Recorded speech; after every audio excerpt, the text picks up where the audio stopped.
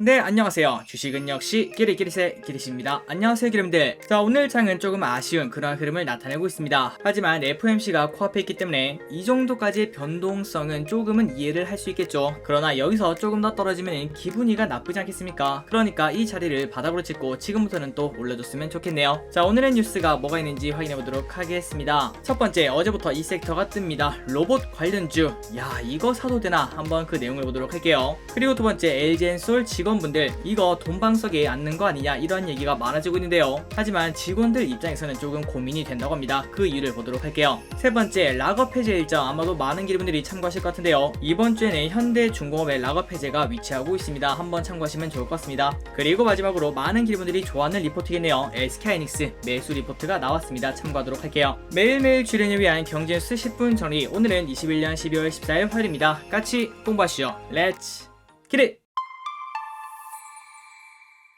자, 항상 기름분들이 쉽고 편하게 공부할 수 있도록 최선을 다하도록 하겠습니다. 그리고 들어가기 앞서 좋아요 누르시면 저 기리시 열심히 공부하는데 매우 큰 힘이 됩니다. 정말 감사합니다. 어젯밤 뉴스를 확인하도록 하겠습니다. 뉴욕 증시 미국 FOMC 앞두고 하락. 여기도 마찬가지네요. 자, 미국 뉴욕 증시는 오는 14에서 15일 예정된 페드의 통화정책 결정기구인 FOMC 회의를 앞두고 하락을 했습니다. 그러니까 불확실성 때문에 하락을 했다고 볼 수 있겠죠. 하지만 기분들 먼저 말씀드리자면 그 안에서 진짜 말도 안 되는 얘기가 나오지 않는 이상 FOMC가 끝나고 난 다음부터는 불확실성 해소 이런 얘기로 다시 랠리를 할 거다 이러한 생각을 해볼 수 있습니다. 그리고 그거는 시장이 더 안 좋으면 안 좋을수록 더 극대화가 된다고 생각을 해볼 수 있겠죠. 그리고 플러스 이거 말고도 한 가지 더 뉴스가 있었다고 하는데요. 바로 오미크론 확산 우려가 투자심리 약화에 일조를 했다고 합니다. 조금 뒤에 기사를 보시겠지만 영국에서 처음으로 오미크론 환자가 사망을 했다는 소식에 투자심리가 많이 위축이 되어 어제 미국장은 좋지 않았다고 합니다. 그리고 다음으로 국제 유가도 역시 하락했습니다. 오미크론 사망자가 나왔다고 하니까 약세를 볼 수밖에 없었습니다. 하지만 그 와중에 이러한 리포트도 나왔다고 합니다. 참고하시면 좋을 것 같아요. 석유 수출국 기구 오펙은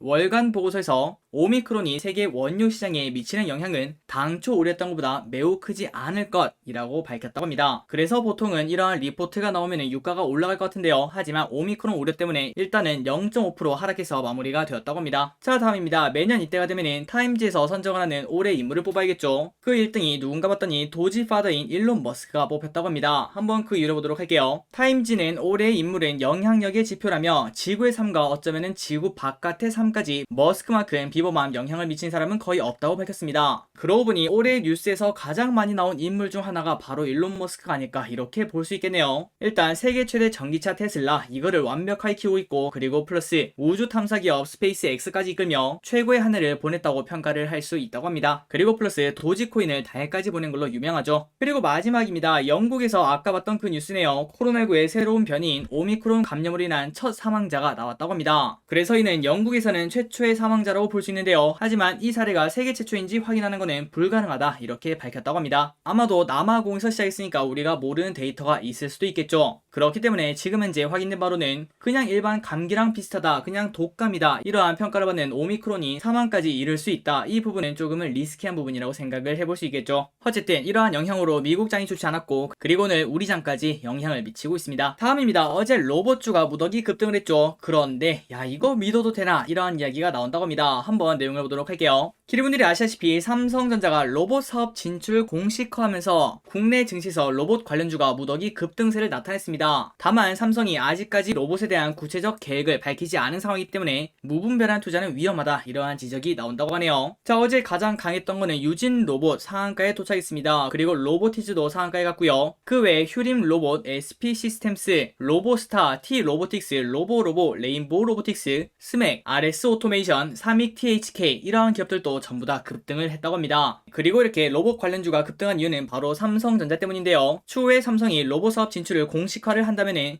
향후 시장 확대 및 시장 성장에 대한 수혜가 이어질 수 있다 이러한 기대감 때문에 올랐다고 합니다. 그러니까 내심 투자자들은 야, 이거 메타버스도 하고 NFT도 하는데 로봇이 안 갈 이유는 없지 않냐 이러한 생각을 해본다는 거겠죠. 그리고 실제 전자업계에 따르면 삼성전자는 최근 조직 개편을 통해서 로봇 사업화 태스크포스를 로봇 사업팀으로 격상한 바 있다고 합니다. 그러니까 삼성전자가 지금부터는 조금 더 진심이다 이러한 증거가 될 수 있다는 거겠죠. 그리고 관련 기업을 M&A를 할 수 있다 이러한 기대감이 나온다고 합니다. 그리고 그 이유는 정말 심플하죠. 일단 삼성전자의 현금 및 현금성 자산은 32조 6천억이나 있고요. 그리고 현대차 역시 보스턴 다이내믹스를 인수해 로봇 사업을 본격화하고 있다고 합니다. 그러니까 당연히 삼성도 하지 않겠나 이러한 얘기가 나온다는 거겠죠. 하지만 처음에 말씀드렸다시피 아직까지 밝혀진 바는 전혀 없습니다. 그러니까 단순한 테마에 그칠 가능성이 있다는 거겠죠. 그리고 플러스 저 기릿의 개인적인 생각으로는 로봇, 그 다음에 우주에 관련된 기업들, 이 기업들은 향후 5년 안에는 최소한 10배는 가는 그러한 섹터가 되지 않을까 이러한 생각을 해보고 있습니다. 그러니까 작년부터 지금까지 2차전지가 오른 것처럼, 그리고 수소, 풍력 이런 기업이 오른 것처럼, 게다가 메타버스, NFT 이런 관련된 기업들도 많이 올랐죠. 그 기업들이 결국 오른 이유는 결국 미래에 대한 기대감 때문인데, 이 로봇 섹터와 우주 섹터는 충분히 그 정도의 각광을 받을 수 있다 이러한 생각을 해봅니다. 그래서 저 기릿은 이 로봇 섹터와 우주 섹터는 위와 마찬가지로 똑같이 미래의 기대감이 무궁무진하기 때문에 언젠가는 이 중에서 텐베거가 나오는 그 정도의 장이 나오지 않을까 이러한 생각을 해봅니다. 그래서 저 기릿이 가끔 이 생각을 다시 하며 그때마다 로봇 관련주 그 다음에 우주 관련주를 한번 공부를 해보는데요. 그런데 우주 관련주는 그나마 괜찮습니다. 하지만 로봇 관련주는 이게 실적이 우리가 투자를 하기에 정말 적합하지 않는 그러한 퍼포먼스를 보여주고 있었습니다. 그래서 아마도 많은 기분들이 로봇 관련주 공부를 해보셨을 것 같은데 그때마다 얘는 진짜 투자하기 힘들겠다 이러한 생각을 당연히 하셨을 것 같습니다. 그래서 우리가 로봇 관련주를 공부할 때는 진짜 말 그대로 옥석 가리기 이게 진짜 필요하다고 볼 수 있겠죠. 한번 로봇 섹터에 관심 있으신 기분들 공부해보시기 바랍니다. 다음입니다. 오리온 17조 인도 시장에 신제품 확 늘린다. 오리온이 인도 제과 시장에 본격적으로 나선다고 합니다. 그래서 이를 통해 인도 시장을 중국, 베트남, 러시아 시장에 이어서 오리온의 또 다른 성장축으로 삼겠다는 계획인데요. 그리고 이거는 그냥 단순히 계획이 아니라 실제로 이미 이루어지고 있다고 합니다. 벌써 오리온은 올해 초 인도에 현지 공장을 설립하고 본격적인 생산에 돌입했으며, 그리고 베트남에서의 수입 물량을 줄이고 자체 생산으로 시장 확대에 나서고 있다고 합니다. 그래서 오리온은 인도에서 초코파이, 딸기잼, 초코칩 쿠키를 출시하는 등 제품 라인업을 확장하며 본격적으로 인도 제과 시장 공략에 나선다고 14일 밝혔다고 하네요. 참고로 알고 계시면 될 것 같습니다. 인도는 차 문화가 발달했다고 합니다. 그래서 차와 함께 곁들여 먹는 비스킷 제품이 전체 제과 시장의 40%를 차지한다고 하는데요. 그래서 이에 따라 오리온 인도법인은 초코칩 쿠키로 현지 프리미엄 비스킷 시장을 정조준할 계획이라고 합니다. 그래서 현재 오리온은 가장 큰 시장 중 하나겠죠. 인도를 적극적으로 공략할 예정이라고 합니다. 당연히 잘 됐으면 좋겠네요.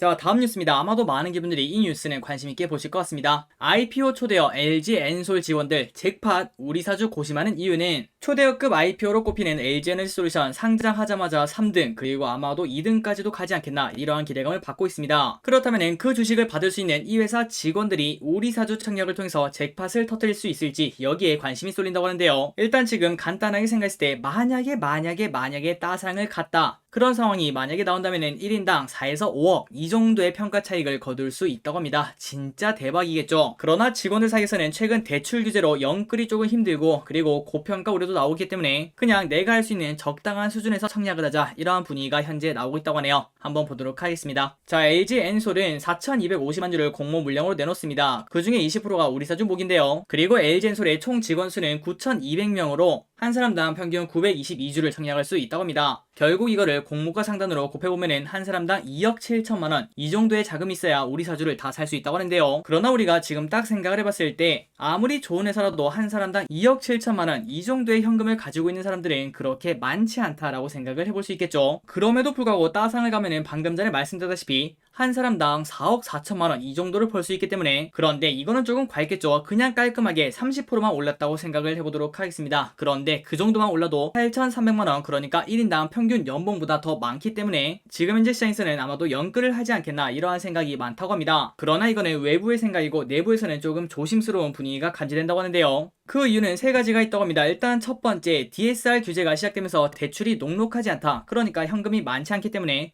이 모든 거를 대출을 해야 되는데 대출이 그만큼 나오지 않는다 이렇게 볼 수 있다는 거겠죠. 그리고 두 번째, 우리 사주 물량은 바로 이게 있는데요. 1년간 주식을 팔 수가 없습니다. 그러니까 다시 말해서 1년 동안 주가가 10배가 오르더라도 팔 수가 없다는 거겠죠. 그래서 이 때문에 고민이 많다고요. 그리고 세 번째, 이거 1년 뒤에도 현재보다 높은 수준의 기업 가치를 받을 수 있을까? 여기에 대한 걱정도 한 몫을 하고 있다고 합니다. 그러니까 짧다고 하면은 짧고 그리고 길다고 하면은 긴 1년이라는 시간, 이 동안 어떤 일이 일어날지 모른다는 소리겠죠. 그래서 결국 LG엔솔 직원분들은 회사 주가가 크게 하락할 것이라고 생각하진 않지만 무리하게 대출까지 해서 주식을 살 만큼 주가가 크게 오를 거라는 생각도 들지 않는다고 합니다. 그래서 아마도 여윳돈 있는 분들은 배정 물량을 모두 신청하겠지만 아마도 대부분은 그냥 할 수 있는 만큼만 하자, 이 정도의 분위기가 나오고 있다고 하네요. 자, 기분들도 이미 다 알고 계실 거라고 생각합니다. 우리 사주가 완판되느냐 안 되느냐, 이 부분이 조금 중요하다고 볼 수 있는데요. 그 이유는 대주주 매수 매도 이거랑 똑같다고 볼 수 있겠죠. 그 회사를 가장 잘한 사람은 그 직원이라고 볼 수 있는데요. 그 직원들이 자기네 주식을 사지 않으면은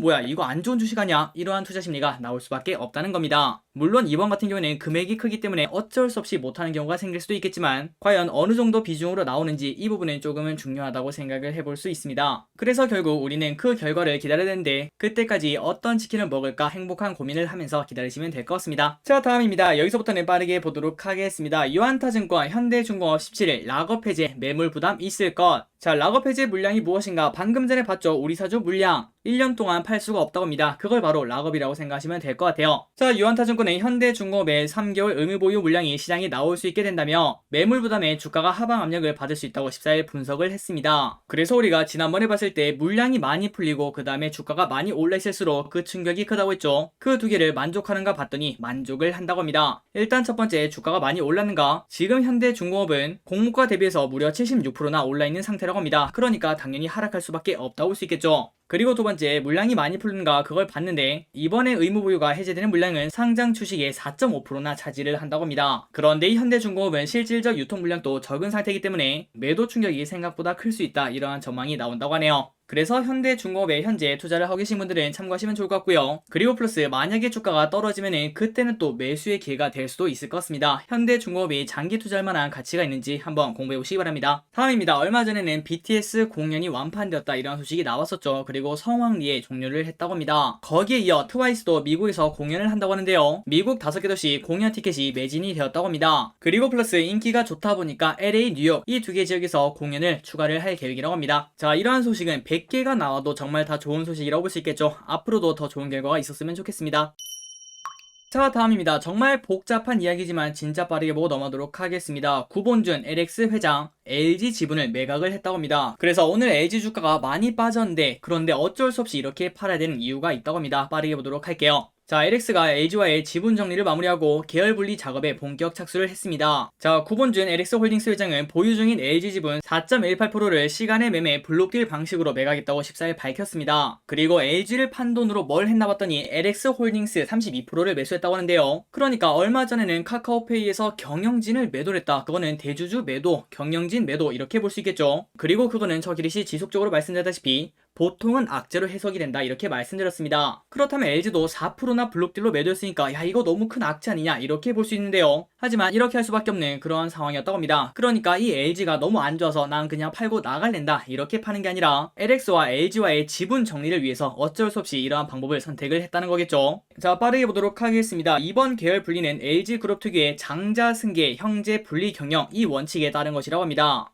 그리고 이 이유는 경영권 분쟁을 바로 차단하기 위한 조치라고 합니다. 그래서 결국 오늘 같은 그러한 블록들이 있었고 그 다음에 그 돈으로 LX홀딩스를 매수했고요. 이제 구본준 회장은 LX홀딩스 40%를 확보해서 LX홀딩스의 최대 주주로 독립 경영 기반을 갖추게 되었다고 합니다. 그리고 LX홀딩스 관계자는 이렇게 말했는데요. 이번 LX와 LG의 지분 정리를 통해서 계열 분리 요건이 충족되었다며 향후도 그룹은 공정거래위원회에 계열 분리를 신청하는 등 계열 분리를 위한 절차를 순차적으로 진행할 예정이라고 합니다. 그래서 결국 이 기사에 따르면은 어쩔 수 없이 이렇게 매각을 하고 그 돈으로 LX홀딩스를 샀다고 볼 수 있는데요. 하지만 블록딜은 블록딜이라고 볼 수 있겠죠. 대주주가 매도를 했기 때문에 LG의 주가는 급락을 했습니다. 최근 들어 슬금슬금 올라와서 조금은 좋은 흐름을 만들었던 LG, 하지만 오늘 엄청나게 하락해서 지금 현재 마이너스 6%나 하락하고 있죠. 그러나 저 기릿의 개인적인 생각으로는 만약 우리가 LG를 조금 좋게 본다, 그러한 생각을 가지고 계시다면 이번 매각은 기업의 가치와는 조금 상관없는 그러한 매도기 때문에 소위 말하는 줍줍의 타이밍이 아닐까, 이러한 생각을 해볼 수 있을 것 같습니다. 그나저나 오늘 이 뉴스 때문일까요? LG가 빠지는 건 뭐 그냥 오케이입니다. 뭐 당연하겠죠. 하지만 LG가 붙은 다른 기업들도 조금 큰 폭으로 빠지더라고요. 그러한 기업들도 마찬가지로 특별한 뉴스가 있지 않는 한 회사의 가치는 전혀 변함이 없기 때문에 이럴 때가 또 기회가 아닐까, 이러한 생각을 해봅니다. 자, 마지막으로 오늘의 기업 한 가지를 보고 마무리해보도록 할게요. SK하이닉스 내년 3분기 이후 실적 성장세 전망의 목표가 상승. DB금투는 SK하이닉스에서 내년 3분기 이후 업황 반등에 따른 실적 성장세가 재개될 전망이라며 투자 의견은 매수, 목표 주가는 16만원으로 상향을 했습니다. 자, 이 부분은 삼성전자를 하도 많이 공부를 해서 다들 알고 계실 거라고 생각해요. D램 업체들의 낮은 재고와 제한적인 신규 투자로